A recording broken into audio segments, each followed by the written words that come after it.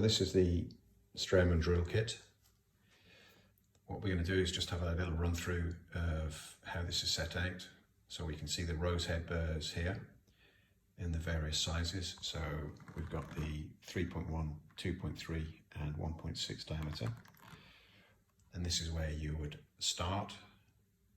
You make a little indentation with these burrs and then you move down to the 2.2 drill.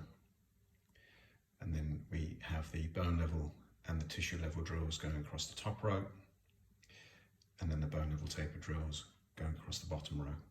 And these are color coded: blue, yellow for the 2.8, 3.5 and 4.2 diameter drills. And this corresponds to the 2.9 sized implant, the 3.3 implant, the 4.1 diameter implant, and the 4.8 implant. So once we've used these get replaced into this section here. Then you move down and you take out the corresponding drill. You've got short and long, so if you're using it at the front of the mouth, the long one can be more useful, and the shorter one for those hard to reach areas. And then we've got the positioning pin so that we can check and see where we are. So all these fit into these particular areas, and these are washed and then replaced into these sections here. And then depending on what size implant you've used and when you've gone down to your length and you're happy with that, you can then move up into the next area, and these are the profile area drills. So we can see here that bone level tapered profile, bone level profile, and the tissue level profile. So again, we've moved from the rose head down to the drill. There are sizes graded on here, moving across, and then we move up depending on what implant size we're placing. So if we were placing a 3.3 and it was a bone level tapered, we would then take this profile drill out and profile it, and we may decide to use the bone tap.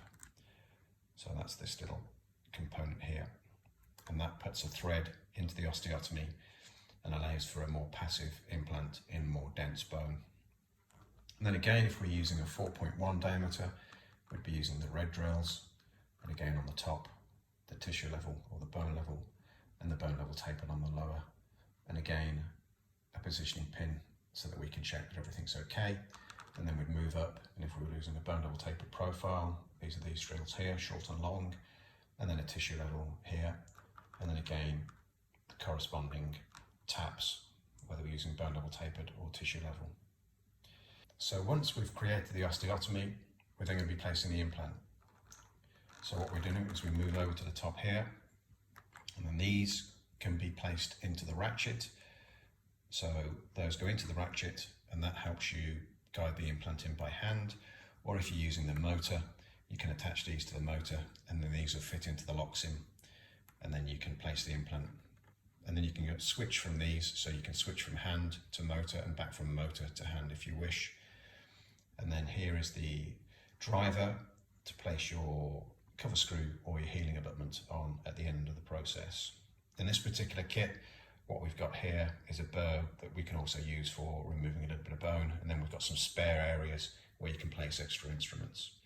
And then in a moment, what I'm going to do is lift the top of the tray off, and then we'll see some of the components underneath. So this is the underneath, or the lower part of the tray. And what we can see here is the torque wrench and ratchet set. This little instrument here, this can help guide if you're using it by hand. That can fit into the top of the driver. So you can see here, there's a little divot.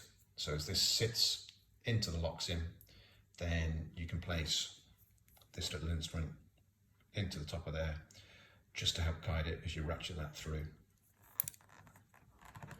And then we have the diagnostic T, so this can be used early on in your consultation process. It's very, very useful, lots of little tools on there to help it. And then when you're looking at the site, you can also use these to assess the site as well, just to have a look and see how much room you have between the implant diameter. So you can pass that up, and you can actually use them at the placement stage as well.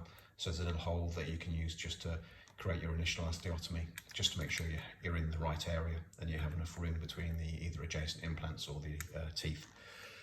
Coming back to this ratchet set, this comes in 3 parts. I'm just going to take that apart now and demonstrate that. So this comes in 3 parts. I'm just going to dismantle it here. So to undo it, you just unscrew that. And then these 3 parts would go through the sterilisation process individually, and then you can clean and dry them, and then you can put them back together again once they've been sterilised. So what we're going to do is we're going to do the setup without the torque. So you can use it this way if you wish. You can see that this fits in, this turns down, and then we've got this little arrow here. And what this little arrow does is it shows the direction that you're going to be either torquing or untorquing.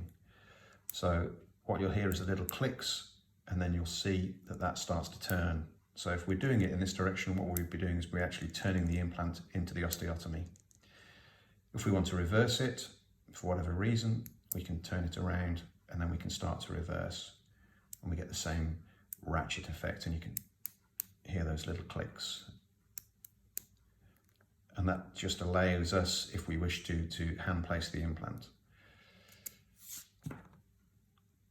We just make sure that's fully down and that's fully engaged. That will lock into position. If you wish, you can also use this when you're placing the implant with the torque on, and then we can see the different measurements here. So you can just see the different numbers. And with Straumann, we've got the 15 and the 35. Now, when we're placing an implant, then we're looking at a torque of about 35. That should be quite sufficient to get good primary stability. Also, when we are placing an abutment or anything that goes into the implant, screw retain crown, we can place this on, and then we use this, and then we're torquing this up. So we'll be using a driver that would fit into the screw head of the restoration. So we place this into the torque wrench, and then we would torque down, and we'd be looking for a resistance. I'll get rid of the hair. So we'd be looking for a resistance of about 35. If we already have an abutment and we're placing, for instance, something into the abutment, so we may have used a bridge, then we're only torquing up to 15. So anything that goes into the implant directly, we're looking at 35 Newton centimetre squared, and anything that goes into the abutment, we're looking at 15.